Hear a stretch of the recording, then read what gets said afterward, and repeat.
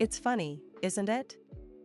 How sometimes the quietest moments are the ones that echo the loudest in the years that follow. When Julian first walked into my life, it wasn't with a bang or a grand declaration, but with the soft hum of familiarity, like finding a melody you'd always known but never heard. He was just there, suddenly. A mutual friend's barbecue, a lazy Sunday afternoon, the smell of charcoal and cut grass thick in the air. I remember laughing at something someone said, tilting my head back, and then catching his eye across the crowded patio. He had this easy smile, the kind that reached his eyes and crinkled the corners just so, making him seem both approachable and a little bit mischievous. My friend, Chloe, elbowed me, whispering, "That's Julian. Heard he just moved into the building next to yours." Coincidence, fate, whatever you want to call it, it felt like the universe was nudging me. And I, naive Elara, still reeling from a messy, emotionally exhausting breakup that had left me feeling brittle and wary, was foolish enough to lean into the nudge. We started with coffee, then long walks through the park, talking for hours until the streetlights hummed on and the sky turned inky. He listened, really listened, to my rambling about my marketing job, my dreams of owning a little bookstore someday, my childhood memories of summers by the lake. He remembered the small details, the name of my favorite obscure band, the specific kind of tea I drank, the way I always started sketching when I was stressed. It was intoxicating, this feeling of being seen, truly seen, after so long. He'd tell me about his own ambitions, his passion for architecture, the way he envisioned spaces, how he wanted to build things that stood the test of time. He was so articulate, so passionate, his hands moving expressively as he spoke, and I just drank it all in. He was everything I thought I wanted, confident without being arrogant, intelligent without being condescending, and genuinely kind. Or so it seemed. He had a way of making me feel like the most interesting person in the room, even when I was just talking about my grocery list. It wasn't the flashy, whirlwind romance you see in movies, but a slow, steady burn, a comforting warmth that seeped into every corner of my life. It felt safe, grounded, real. That's what I told Chloe, beaming, over brunch one Saturday. He just fits, you know?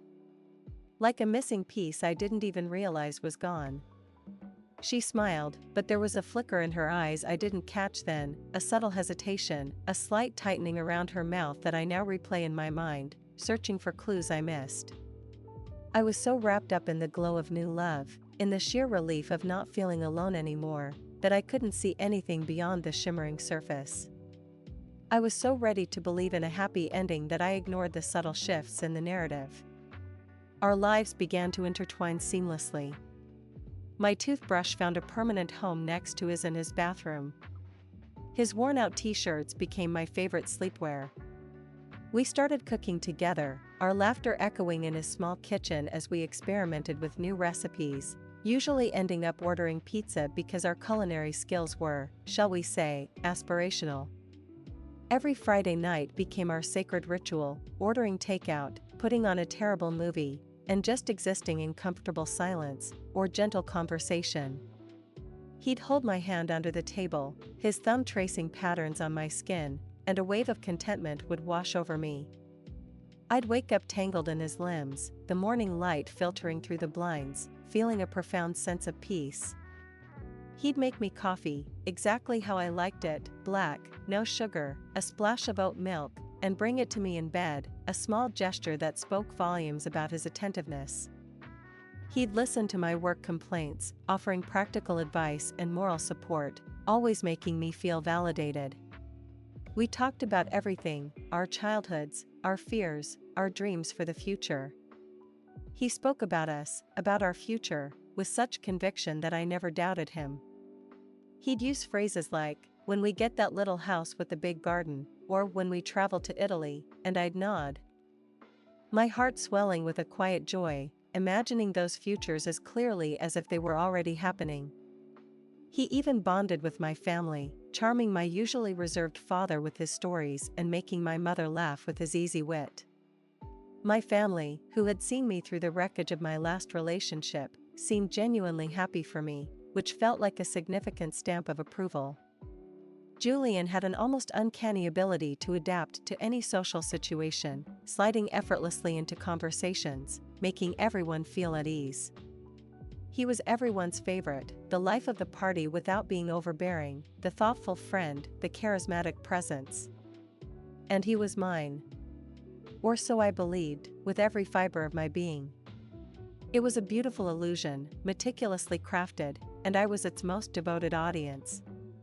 The first real flicker, the tiny, almost imperceptible crack in the facade, came during a discussion about finances.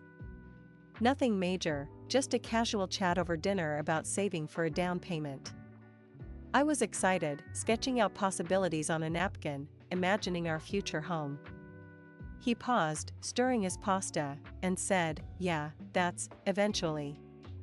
But right now, things are a bit tight with my firm. We're going through a rough patch, some big projects got delayed." His tone was dismissive, almost annoyed, like I was being insensitive. I immediately apologized, my enthusiasm deflating. "Oh, I'm so sorry, I didn't realize it was that bad. Is there anything I can do?" He waved a hand. No, it's fine. Just, not a good time to be talking about big investments. Gotta ride this out." It was the first time I felt like I'd stepped on an invisible landmine. His warmth, usually so constant, had briefly chilled. But then he smiled, that easy, reassuring smile, and changed the subject to a funny anecdote about his day, and the moment passed, buried under the returning wave of his charm. I dismissed it, telling myself everyone has financial worries, and it wasn't fair to press him. It was just a stressful time for him, and I should be supportive. That's what partners do, right? You shoulder their burdens, you understand their stresses. You don't pry when they're clearly uncomfortable. I justified his abruptness, painted it over with empathy, because I loved him, and I trusted him implicitly. That trust, I realize now, was both my greatest strength and my most fatal flaw. It made me blind to the subtle shifts, the tiny inconsistencies that, in hindsight, screamed warnings. I was so invested in the idea of us that any deviation from the perfect narrative was immediately rationalized away, filed under stress or just a bad day or he didn't mean it like that. My own emotional history of being overly critical of partners, of seeing problems where there were none, also worked against me. I was desperate not to repeat old patterns, desperate to believe I had finally found the one who was truly good, truly deserving of my trust. So, I pushed down the discomfort, plastered a smile on my face, and talked about something else, pretending the small, sharp edge of his tone hadn't pricked me at all. Then there were the little things, the almost imperceptible shifts that, individually, meant nothing, but collectively, began to form a pattern I couldn't quite name. He'd start canceling plans last minute, usually with vague excuses, work emergency, feeling a bit under the weather, just need a quiet night. At first, I was understanding. His job was demanding. But then, the frequency increased. I'd find myself with an unexpected free evening, a table for two booked, and a text message that read, "Hey, sorry, super slammed. Rain check?" It hurt, of course, but I told myself it wasn't personal. He'd make it up to me, he always did. And he would, usually with an extravagant gesture, flowers, a fancy dinner, a weekend getaway. These grand gestures were like emotional resets, wiping the slate clean, making me forget the pang of disappointment. See? I'd think. He does care. He's just busy.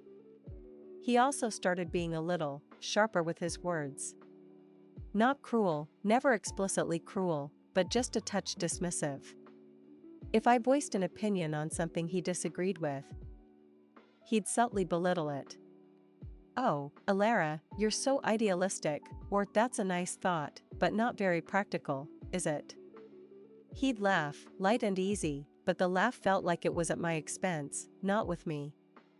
I started second-guessing myself, my ideas, my instincts. Was I too naive?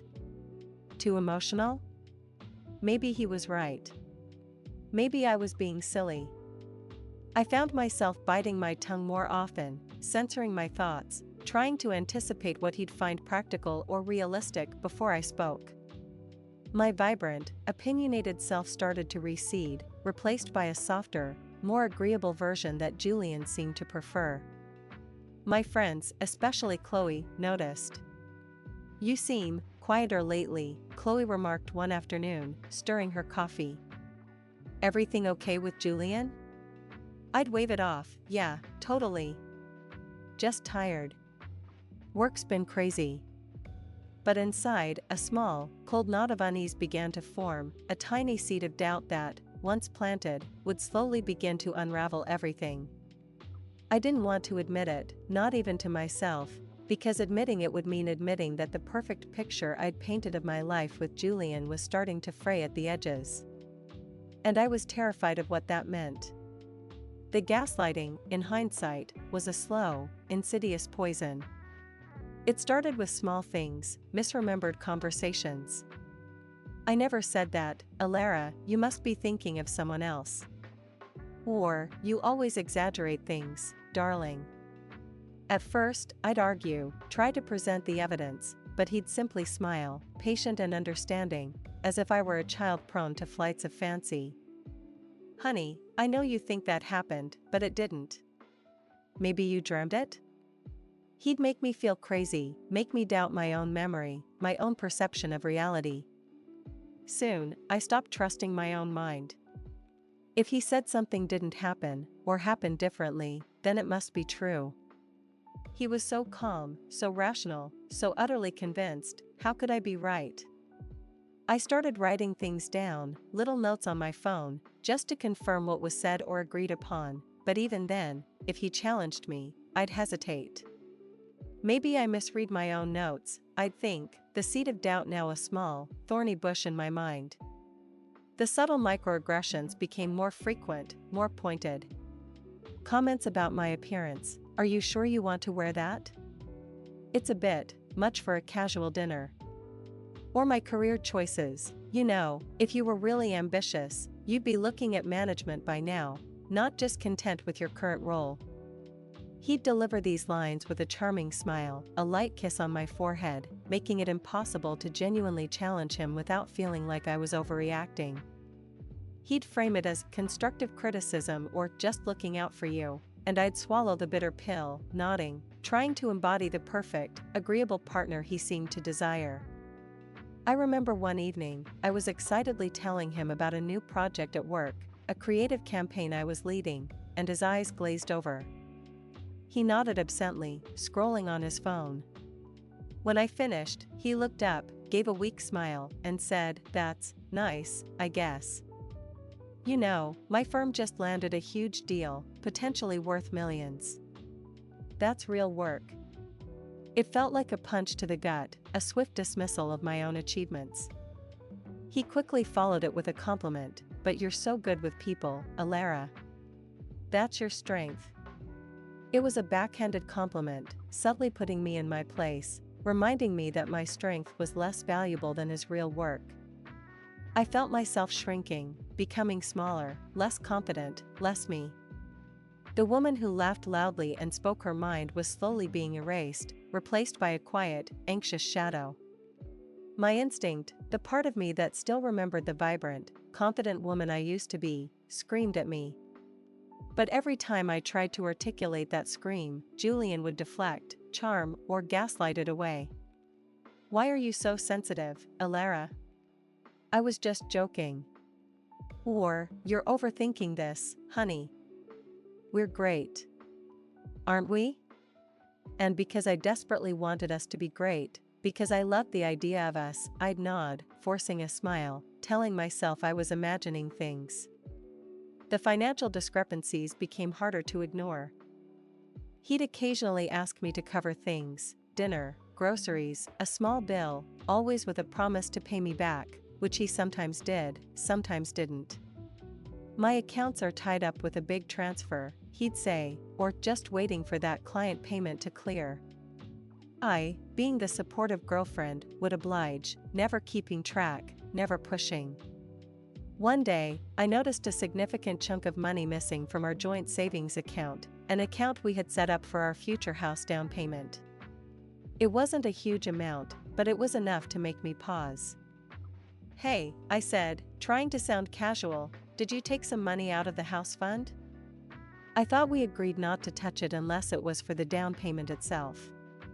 He looked up from his laptop, a flicker of irritation crossing his face before he smoothed it out. "Oh, yeah, that was for a temporary investment. A really smart move, actually. It's going to double in a few weeks, then I'll put it back, plus some extra." He said it with such confidence, such an air of knowing, that I didn't push. He was an architect, he understood investments, right? I was just a marketing person. What did I know? I felt a twinge of discomfort, a tiny whisper of unease, but I silenced it. He was smart, he was successful, he knew what he was doing. And he was doing it for us. That's what he said, anyway. For our future, Elara. Every penny counts. His words were honeyed poison, lulling me into a false sense of security while he chipped away at my financial stability, my emotional reserves, and my very sense of self. The knot in my stomach grew tighter, a constant companion that reminded me something was fundamentally wrong, even as I continued to rationalize it away. I was living in a constant state of cognitive dissonance, desperately trying to reconcile the charming, loving Julian I believed in with the dismissive, evasive Julian who was slowly emerging.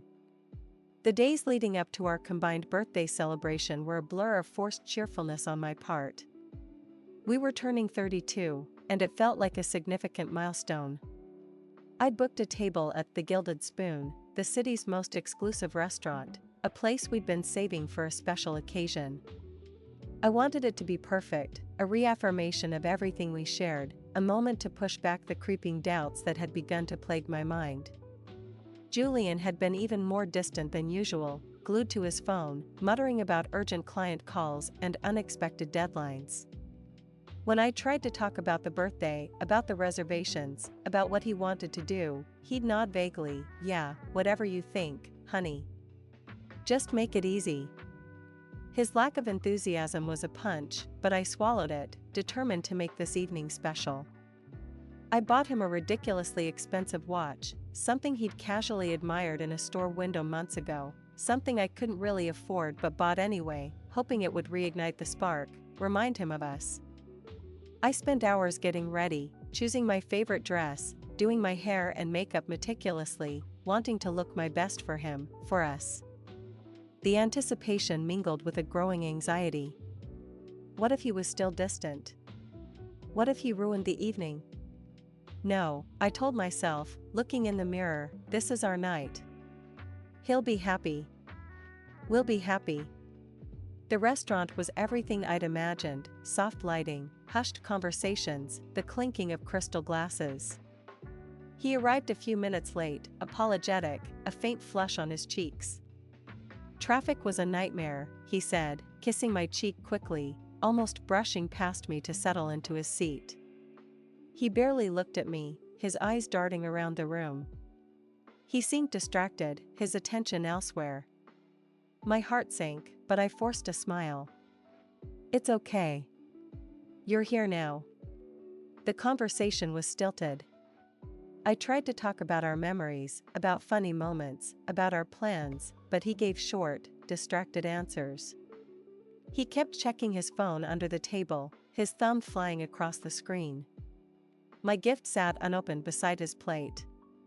The expensive watch, wrapped in silk paper, mocked me with its untouched elegance. The air felt thick with unspoken words, with a tension that I couldn't quite place but could definitely feel.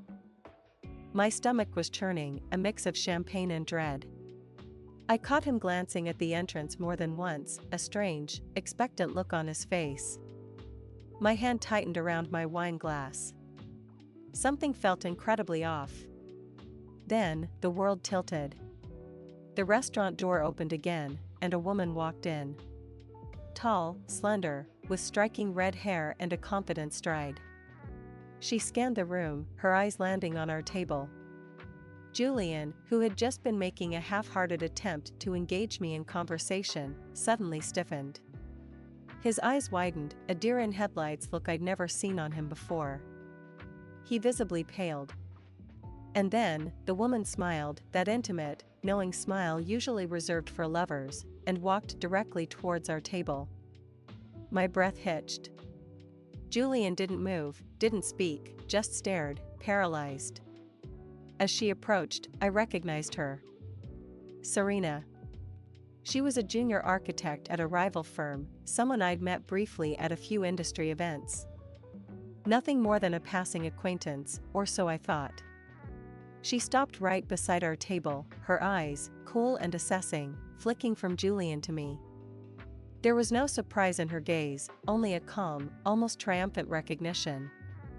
Julian finally managed to stammer, "Serena, what are you doing here?" His voice was a thin thread, barely audible. She didn't answer him directly.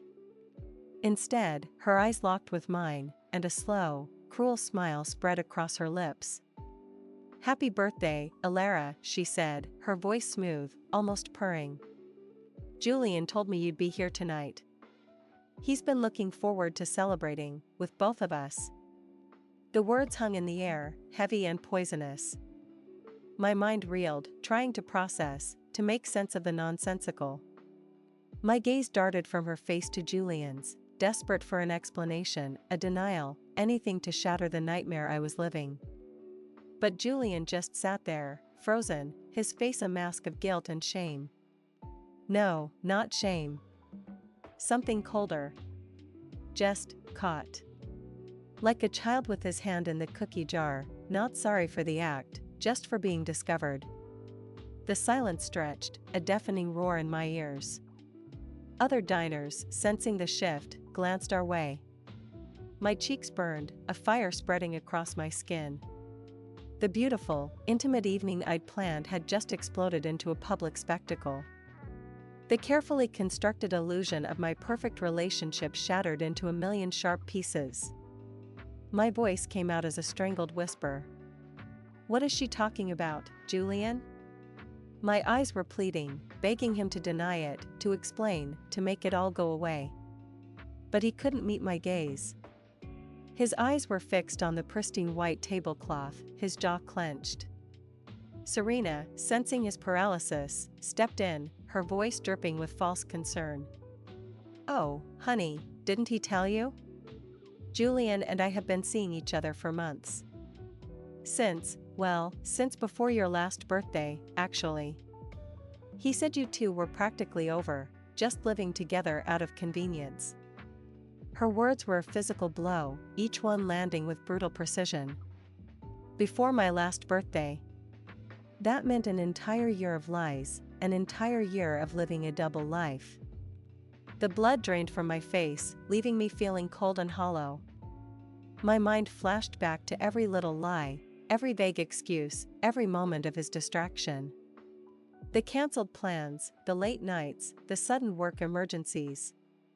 They weren't just signs of stress or busyness, they were meticulously placed bricks in a wall he'd built between us, concealing a truth too ugly to contemplate. The pain was immediate, sharp, and overwhelming, but it was quickly followed by a white-hot wave of rage. Humiliation. Not just in front of Julian and this woman, but in this elegant, public setting, surrounded by strangers who were now openly staring. I felt like a clown in a circus, the butt of a cruel joke. My eyes snapped back to Julian, who still hadn't uttered a single word. "Julian," I said, my voice rising, "look at me. Tell me she's lying. Tell me this isn't happening." He finally lifted his head, his eyes haunted, desperate. "Elara, I can explain." The words were meaningless, hollow. Serena scoffed, a short, sharp sound. "Explain what, Julian? That you're a coward? That you strung her along while you were sleeping with me? That you used her connections to get ahead?" Her accusations cut through the last vestiges of my hope, solidifying the sickening reality. Julian flinched, his face contorting, but he remained silent, complicit. It was then, seeing his utter spinelessness, his inability to even offer a convincing lie, that the last thread of my love for him snapped. It wasn't just heartbreak, it was disgust. And a searing, burning need for vindication. I rose from the table, my chair scraping loudly against the polished floor, drawing more attention. My hands were shaking, but my voice, surprisingly, was steady, laced with a cold fury I hadn't known I possessed. "Get out, Julian," I said, my gaze fixed on him, ignoring Serena's smug smirk. "Get out of my sight. Get out of my life." He finally looked at me, really looked at me, and in his eyes, I saw not regret, but fear. Fear of exposure, fear of consequences. Not fear for my pain. That was the moment it truly hit me, he had never cared, not really. Not about me. He only cared about himself. The silence in the restaurant felt unbearable, every whispered conversation, every clinking fork amplified. Serena, seemingly enjoying the drama, chimed in, "Oh, come on, Elara. Don't make a scene. It's over." He chose me. Her words, meant to be a final jab, instead galvanized me. A scene? Oh, I was going to make a scene. I swept my hand across the table, sending Julian's untouched gift and the champagne flute crashing to the floor. The loud shattering sound made everyone jump, and a collective gasp rippled through the room. "He chose you?" I snarled, my voice ringing with a newfound power. "He chose deceit. He chose manipulation. He chose to lie to everyone, including you. Do you think you're special, Serena?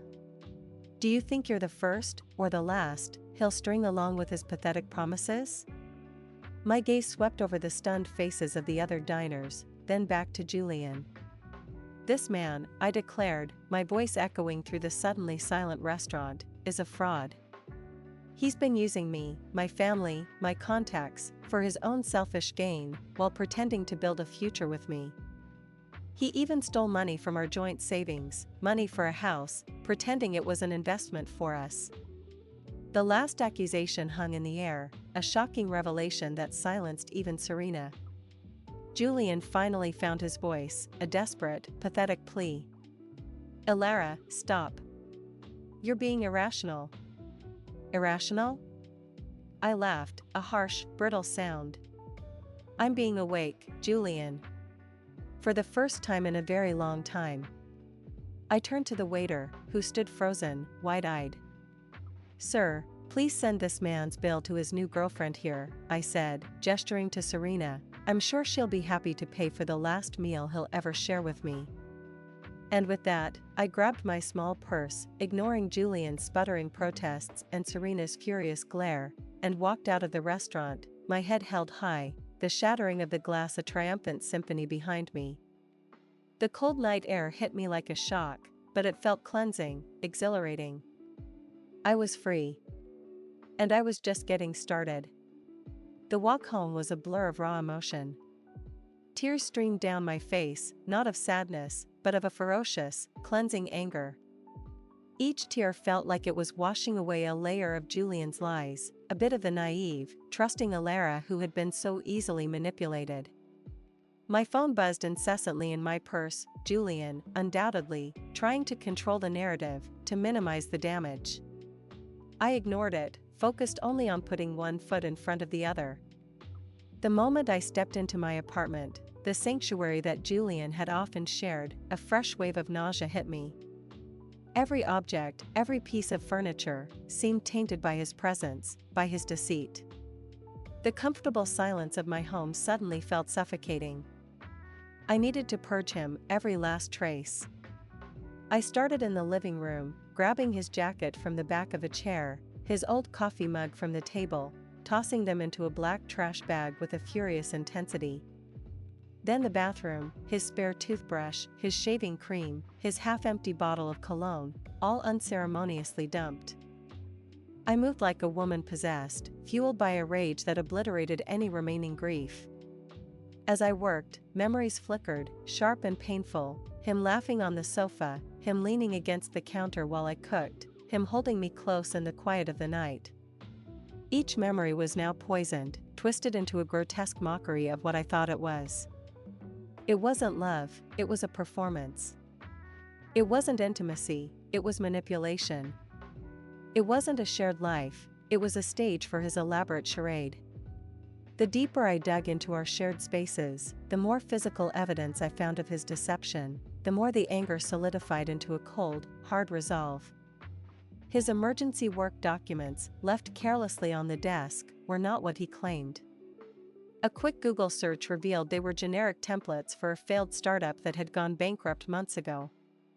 The financial investment he'd spoken of, the one he'd taken from our house fund, was not yielding any returns. Instead, I found a receipt for a luxury weekend getaway to a resort outside the city, dated exactly when he said he was on a business trip. A trip I later found out he took with Serena. My blood ran cold. He hadn't just cheated, he had actively stolen from our joint future, lied about his professional standing, and flaunted his infidelity with my money. The humiliation in the restaurant was just the tip of the iceberg. The betrayal was deeper, more calculated, more financially damaging than I had ever imagined.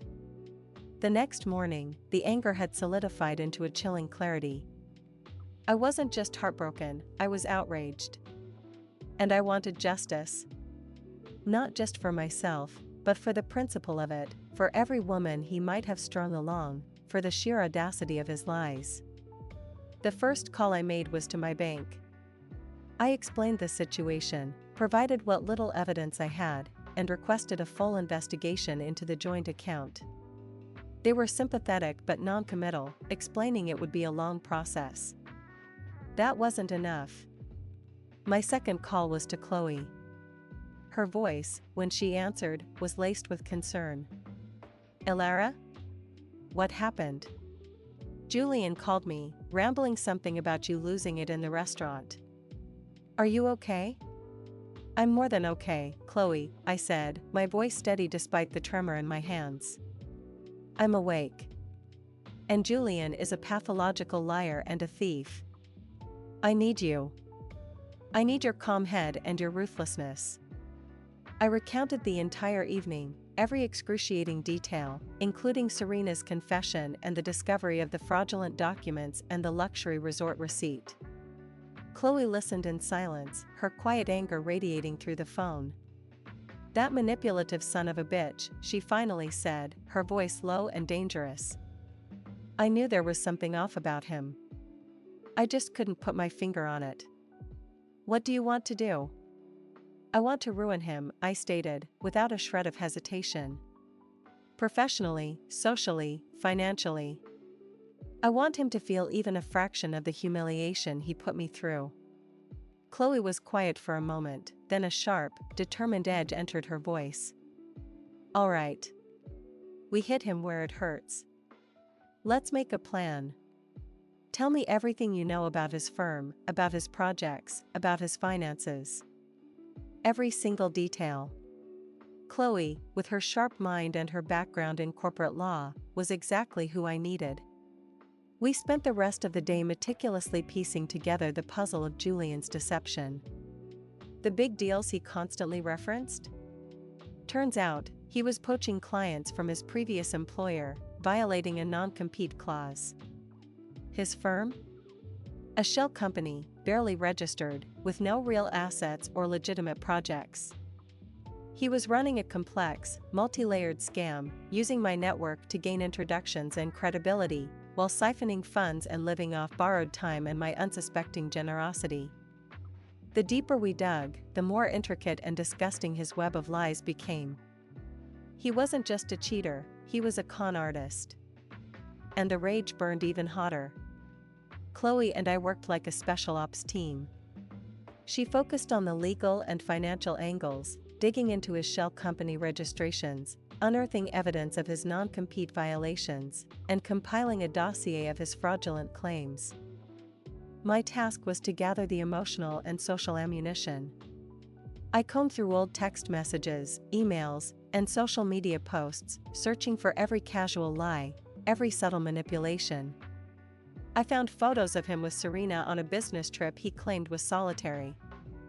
I discovered he'd been using my professional network introductions to pitch his fraudulent schemes, damaging my own reputation by association. The sheer scope of his deceit was breathtaking. It wasn't a sudden fall from grace, it was a carefully constructed house of cards that had taken years to build.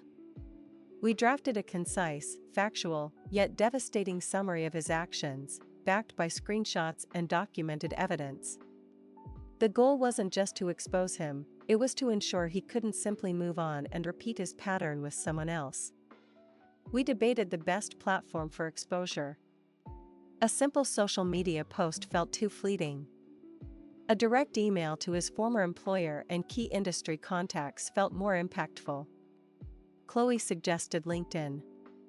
It's professional. It's public, but targeted. It hits his reputation where it matters most, his perceived integrity.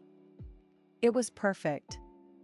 We spent hours refining the post, making sure it was factual, unemotional in its presentation, but utterly damning in its content. We included the bank statement showing the unauthorized withdrawal, the resort receipt, the screenshot of Julian and Serena at the business conference, and a link to the public records of his defunct shell company.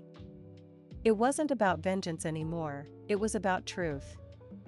It was about preventing him from harming others. It was about reclaiming my name, my reputation, my dignity. The night before we were to unleash our carefully crafted expose, I felt a strange sense of calm. The tears were gone, the raw pain had dulled, replaced by a steely resolve. I was no longer the naive Elara who had allowed herself to be shrunk and gaslight. I was a woman who had faced the absolute worst, picked herself up from the wreckage, and was ready to fight back.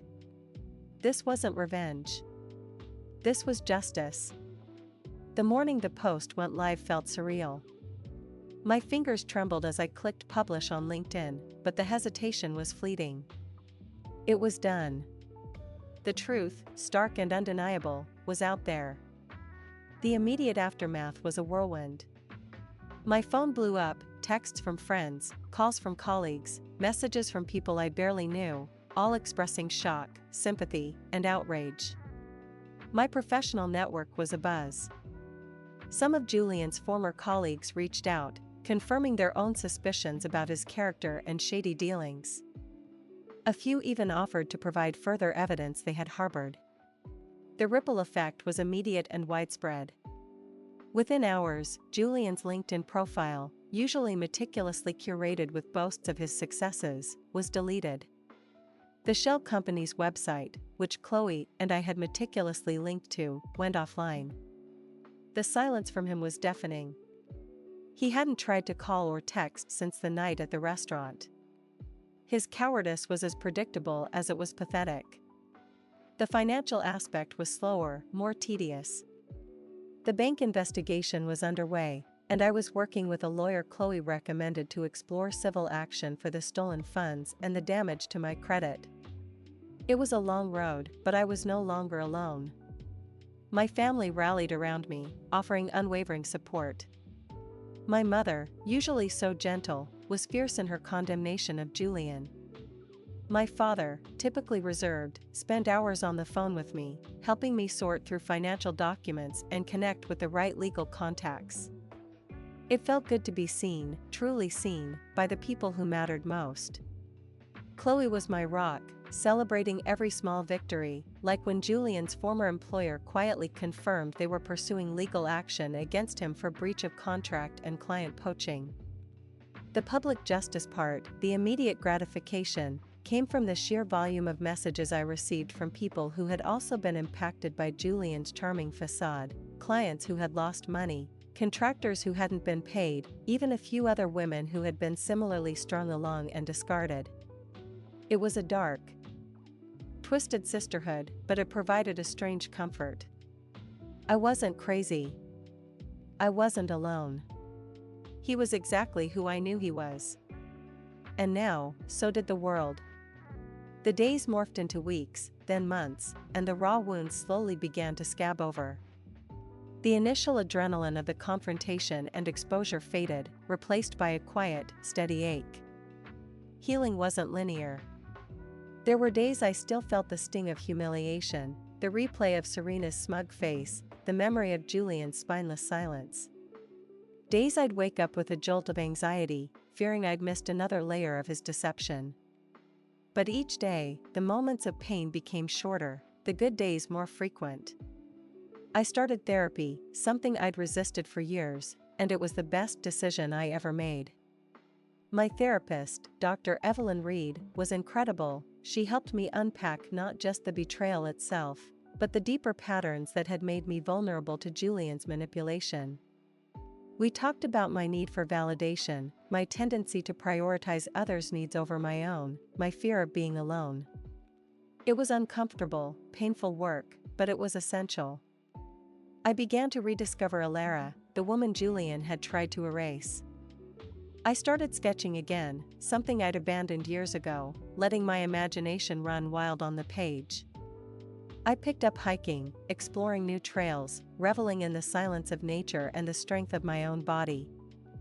I reconnected with friends I'd inadvertently drifted away from during my relationship with Julian, people who loved me for me, not for what I could do for them. Chloe and I became even closer, our bond forged in the fires of shared battle. We'd have weekly therapy sessions over wine, dissecting the latest development in Julian's unfolding demise, or simply talking about our lives, our dreams, our new perspectives. The legal proceedings against Julian were slow but steady. The bank sided with me on the fraudulent withdrawal, and the police investigation into his shell company was underway. He was facing multiple lawsuits, both from me and from his former employer. His carefully constructed life was unraveling, brick by brick, just as mine had. The closure wasn't a sudden revelation, but a gradual realization.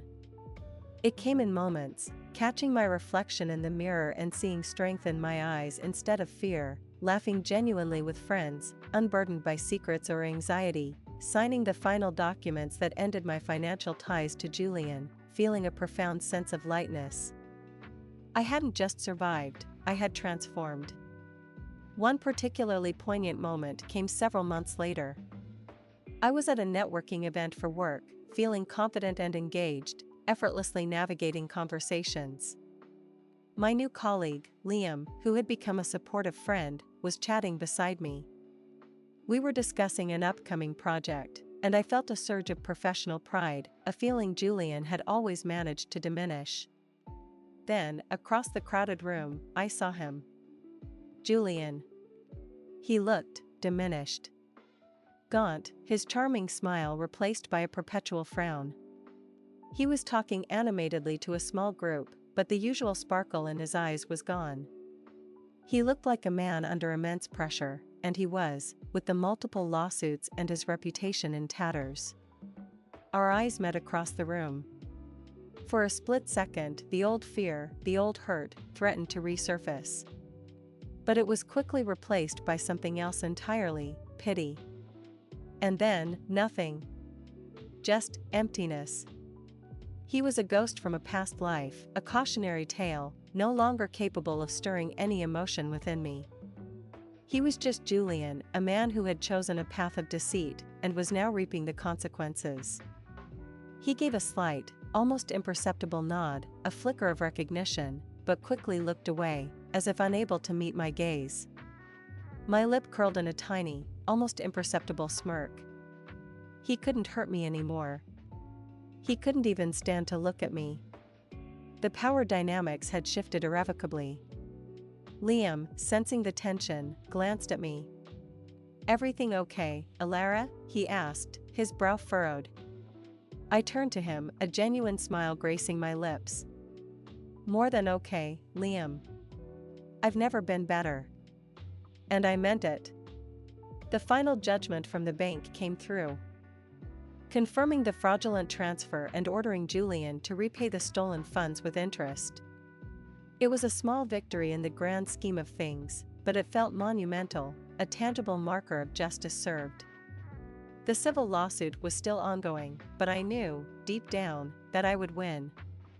The legal and emotional battles had been long and arduous, but through them, I had found a strength I never knew I possessed. I had built myself back up, piece by painful piece, into someone stronger, wiser, and infinitely more resilient. The journey wasn't about erasing Julian from my history, it was about learning the lessons he had unknowingly taught me. He had shown me the subtle art of manipulation, the insidious nature of gaslighting, and the devastating cost of ignoring my own intuition. And in doing so, he had inadvertently given me the tools to build a stronger foundation for myself. I learned to trust my gut, that quiet voice that had tried to warn me all along. I learned to set boundaries, to say no without guilt, and to demand the respect I deserved. I learned that true love isn't about being perfectly agreeable or sacrificing your own identity, it's about mutual respect, honesty, and genuine partnership. I also discovered the immense power of female friendships, the unwavering support of family, and the profound healing that comes from confronting your pain head-on. My career flourished. With my newfound confidence, I tackled challenging projects, spoke my mind in meetings, and finally, after years of hesitation, began mentoring junior colleagues, sharing my experiences, both personal and professional. I even started volunteering at a local women's shelter, hoping my story, my journey of empowerment, could offer a sliver of hope to others who had experienced similar betrayals. I knew I might never get a full, public apology from Julian, but I didn't need one. His shattered reputation, his mounting legal troubles, and the simple truth of his unraveling life were all the apologies I needed. He was a cautionary tale, a lesson for anyone who dared to live a life built on lies. The scars remained, faint lines on my heart, but they were no longer painful. They were reminders of battles fought and won, of a woman who had been broken down and rebuilt herself, stronger than ever. The echo of that broken promise no longer resonated with pain, but with the quiet hum of my own resilience, a melody of hard-won freedom and unwavering self-worth. I was whole again, not despite the betrayal, but because of it. Life, in its messy, beautiful way, continued. I found myself drawn to different things, different people. The kind of person who valued authenticity, who had a quiet strength, who built others up instead of tearing them down. There was no grand romantic revelation, no immediate new love waiting in the wings. And for the first time in a long time, I was perfectly content with that. I was focused on building my life, on nurturing my dreams, on becoming the best version of me. The bookstore dream, once a vague aspiration, began to take shape. I started taking business classes at night, researching independent publishers, even scouting potential locations in charming old neighborhoods. It was daunting, exhilarating, and entirely mine. The fear of failure was still there, of course, but it was dwarfed by a profound sense of purpose. I was learning to trust myself again, to trust my own judgment, to believe in my own capabilities.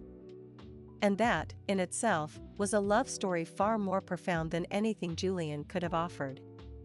The echoes of his betrayal were still there, faint whispers in the quiet moments, but they no longer held power over me.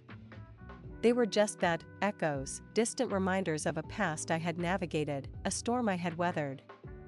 The humiliation had transformed into resilience, the heartbreak into wisdom, the anger into an unshakable sense of self. I was no longer defined by what had been done to me, but by what I had done for myself. I was the architect of my own life now, building something real, something honest, something that would truly stand the test of time. And the foundation, this time, was solid. Built on truth, integrity, and the unyielding strength of a woman who had learned, the hard way, that the only promise that truly matters is the one you make to yourself, to never let anyone diminish your light again,